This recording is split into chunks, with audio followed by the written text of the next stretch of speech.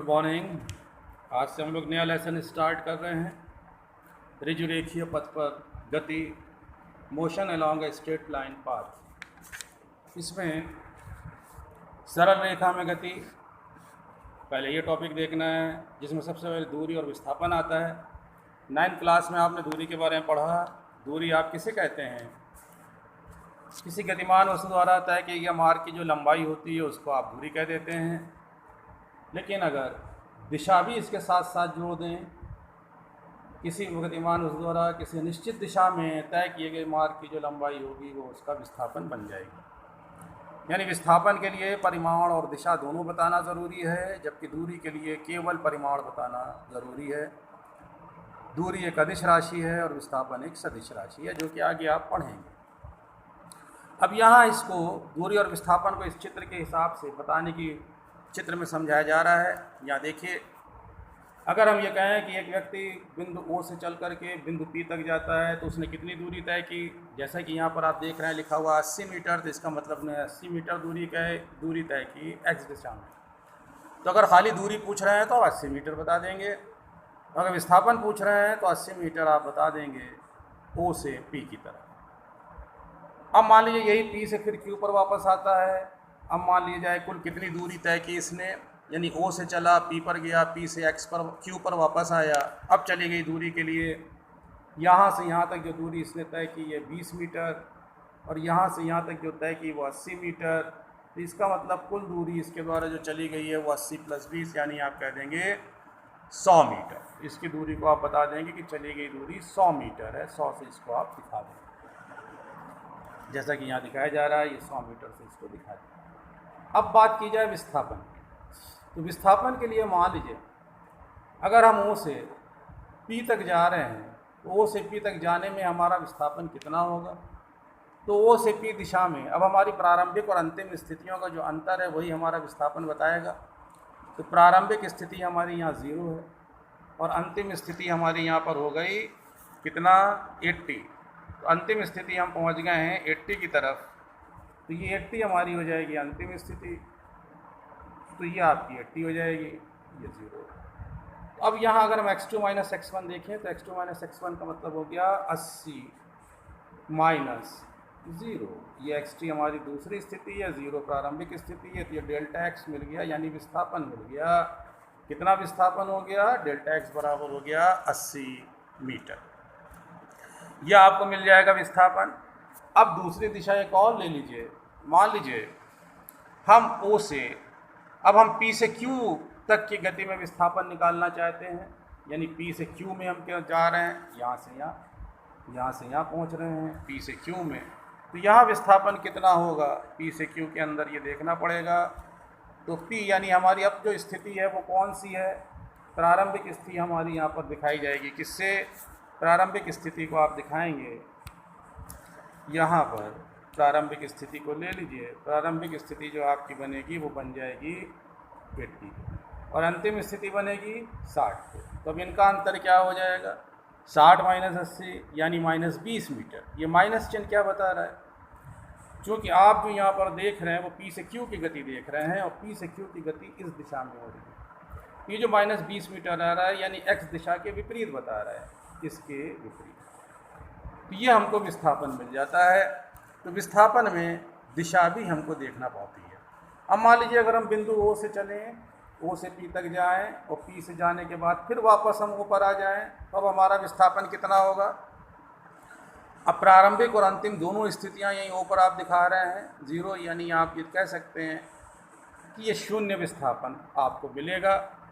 इस स्थिति में जहाँ से चल करके वस्तु अगर वहीं वापस आ जाती है तो उसका विस्थापन शून्य होता है, क्योंकि O से P तक हम जो गए वो 80 मीटर और P से O तक जो वापस आए वो -80 मीटर। ये -80 इस दिशा में हो जाएगा और ये +80 इस दिशा में। तो कुल जोड़ जो इसका होगा वो मिल जाएगा आपको 0, यानी इसका विस्थापन होगा 0। एक चीज़ याद रखिए, अगर कोई वस्तु कहीं से चलना प्रारंभ करती है और वापस वहीं आ रही है, जैसे मान लीजिए वृत्तीय पथ पर जा रहे हैं, यहाँ बिंदु A से चलना प्रारंभ करें और वापस बिंदु A पर अगर हम वापस आ रहे हैं, तो इसका मतलब हमारा विस्थापन जो होगा वो 0 होगा और जो हमारी चली गई दूरी होगी वो इस परिधि के बराबर, यानी दूरी हो जाएगी 2πr के बराबर। और विस्थापन हो जाएगा 0 के बराबर, जहाँ से चले गए अगर आप वहीं पहुँच रहे हैं। तो ये दूरी और विस्थापन जिसको कि पहले आप पढ़ चुके हैं, इसको आप ध्यान में लिखेंगे, इसको लिख लेंगे। अब एक केस और इसका दिखाई दे रहा है, इस केस में देख लीजिए। यानी अगर यहाँ पर हम चित्र में हिसाब से जैसे त्रिभुज में यहाँ पर दिया जा रहा है, अब हम अलग अलग डायरेक्शन में जा रहे हैं। यानी 3 मीटर हम गए इस डायरेक्शन में और 4 मीटर गए हम इस डायरेक्शन में, 90 अंश के कोण पर इधर चले जा रहे हैं यहाँ। तो अब कितना हमने विस्थापन तय किया, इस केस में आपको जिस दिशा में आप जा रहे हैं, यानी OA जो आप तीर देख रहे हैं, ये 3 मीटर का और ये उसके ऊपर ये AB, ये 4 मीटर का बनाना होगा। फिर प्रारंभिक वेक्टर के टेल से अंतिम वेक्टर के हेड को ऐसे जोड़ दीजिए और इसको नाप दीजिए। एरो की जो लंबाई मिलेगी आपको, वही आपका विस्थापन होगा। यानी ये मान आ जाएगा, क्योंकि समकोण त्रिभुज बन रहा है, ये 3 और ये 4 है, तो ये बन जाएगा 5। ये मान आपको 5 मिल जाएगा, यानी आपका जो विस्थापन होगा वो 5 हो जाएगा। दिशा क्या हो जाएगी इसकी दिशा जो होगी विस्थापन की, वो आप लिख सकते हैं पूर्वोत्तर, ईस्ट नॉर्थ दिशा में ये हो जाएगा, ईस्ट से नॉर्थ की तरफ। ये आपका ईस्ट से नॉर्थ, ये लिख सकते हैं आप। कुछ बातें यहाँ पर और ध्यान रखना है, इंपॉर्टेंट पॉइंट जो यहाँ पर आपको दिया जा रहा है। पहली चीज़ तो ये कि किसी भी गतिमान वस्तु द्वारा तय की गई दूरी सदैव एक अशून्य संख्या होती है, यानी ये माइनस में नहीं हो सकती, जबकि विस्थापन आपका धनात्मक, ऋणात्मक और शून्य कुछ भी हो सकता है। ये पॉइंट इंपॉर्टेंट है, इसको ध्यान में रखिएगा। अब आता है एक समान एवं असमान गति। तो सबसे पहले गति क्या है? गति किसी निश्चित दिशा में जो तय की गई दूरी होती है या एकांक समय में चली गई जो दूरी है, उसको आप कह देते हैं गति या चाल। अब एक समान एवं असमान गति, इसका क्या मतलब है?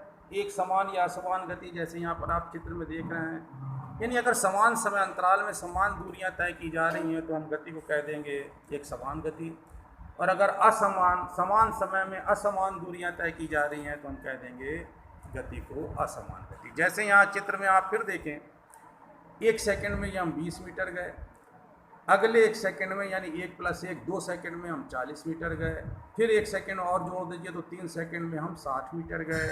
यानी हर सेकंड में हमारे द्वारा चली गई दूरी यहाँ पर जो है वो 20 मीटर है।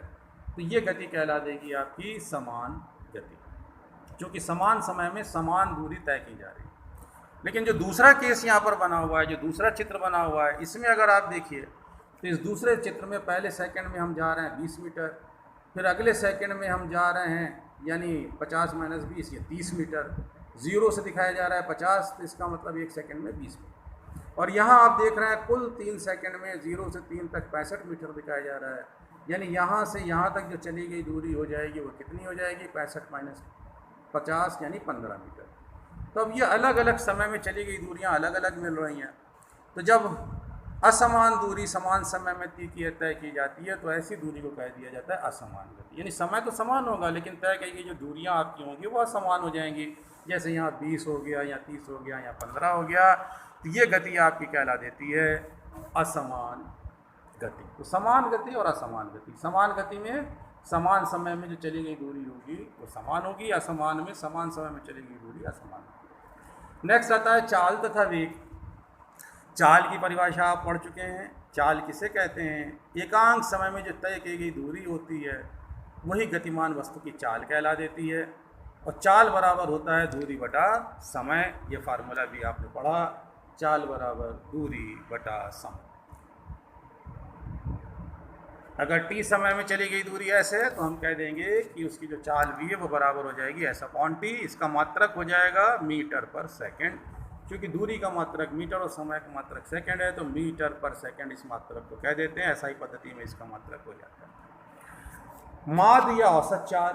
माध्य या औसत चाल से क्या मतलब है? माध्य या औसत चाल का मतलब होता है कुल चली गई दूरी बटा लगा कुल समय। ये औसत चाल कहला देती है। यानी जितना भी वस्तु जितने समय में जितनी दूरी तय कर रही है अलग अलग उसको जोड़ दीजिए तो कुल दूरी बटा कुल समय। जैसे मान लीजिए 1 घंटे में 50 किलोमीटर गए, फिर अगले 1 घंटे में 60 किलोमीटर गए, तो औसत चाल हमारी क्या होगी?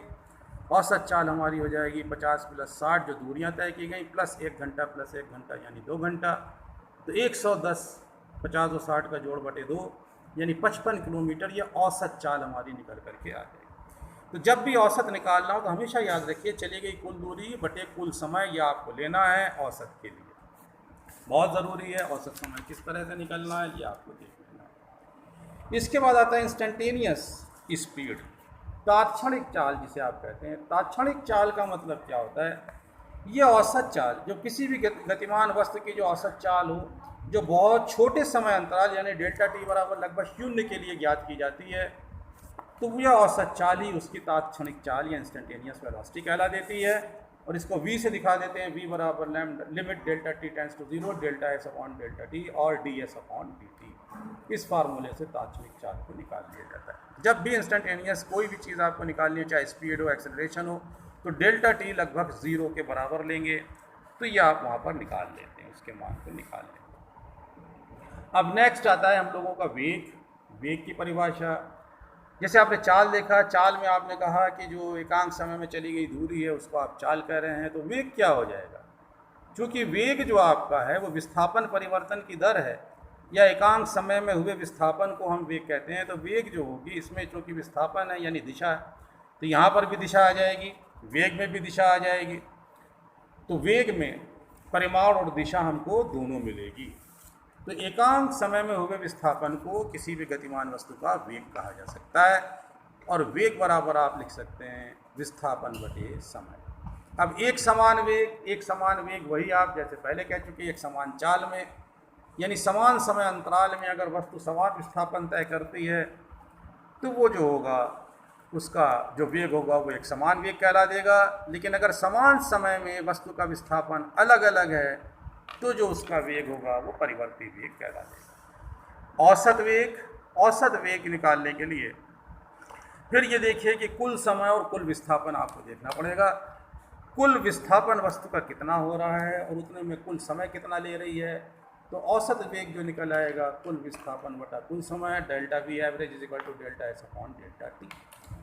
और जो आपको तात्क्षणिक वेग निकालना है इंस्टेंटेनियस वेलोसिटी, तो फिर वही कर दीजिए कि किसी क्षण डेल्टा टी अगर लगभग 0 के बराबर है, ये 0 के बराबर समय यहाँ पर अगर हुआ जा रहा है, तो 0 के बराबर अगर आप इस समय को ले रहे हैं, तो अब यहाँ पर जो ये v है आपका वेक्टर v ये दिखाया जा रहा है, ये बराबर D S upon D T हो जाता है। ये इसका कहला देता है तात्क्षणिक वेग। तात्क्षणिक वेग इंस्टेंटेनियस वेलोसिटी की परिभाषा ये आपकी मिलती है। इसके बाद नेक्स्ट आता है त्वरण। त्वरण आप किसे कहते हैं?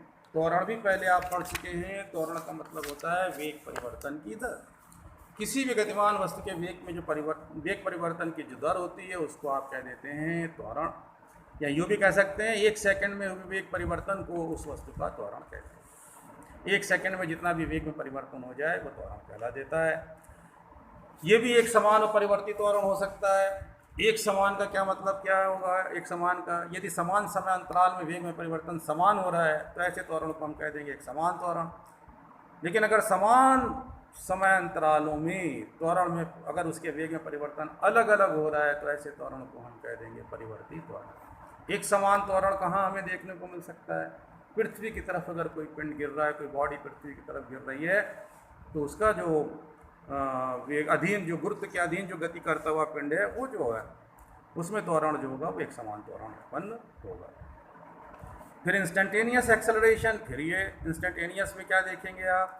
तात्कालिक त्वरण जिसे आप कह सकते हैं। फिर इसमें वही कि अगर समय डेल्टा टी बहुत कम हो जाए तो जो उसका औसत त्वरण है वही उसका तात्क्षणिक या तात्कालिक या इंस्टेंटेनियस एक्सेलरेशन कहला देता है। डेल्टा टी लगभग 0 के बराबर होना चाहिए। तो यहाँ पर जो एक्सेलरेशन ए हमारा ये बराबर हो देता है limit delta T tends to 0 delta V upon delta T या D V upon D T. अब अगर इसको आपको डिस्टेंस के पदों में शो करना है तो डिस्टेंस के पदों में आप यहाँ पर विस्थापन को अगर एक्स से शो कर दिया जाए तो इसी फार्मूले को फिर हम यहाँ पर लिख सकते हैं। ये फार्मूला आपका बदल जाएगा, ये हो जाएगा A is equal to D upon D T D X upon D T या A is equal to D two X upon D T square. ये मिल जाता है तात्क्षणिक त्वरण। तो ये परिभाषाएं आपको याद रखनी है, इनको ध्यान में रखना है। इसके साथ साथ एक चीज़ और याद देख लीजिए कि जो वस्तुओं की गति होती है वो 1 डायमेंशनल भी हो सकती है, 2 डायमेंशनल भी हो सकती है, 3 डायमेंशनल भी हो सकती है।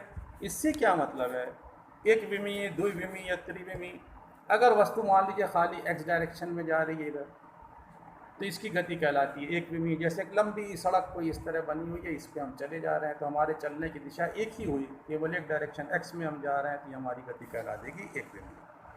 या वाई डायरेक्शन में अगर हम चले जा रहे हैं, ऐसे सड़क बनी हुई है, आप इधर चले जा रहे हैं, तो अब आप इधर या इधर तो नहीं जा रहे हैं, एक्स में नहीं जा रहे हैं, वाई में जा रहे हैं, एक दिशा वाई मिल रही है, तो ये गति हमारी कहला देती है वन डायमेंशनल जो मोशन या एकविमीय गति।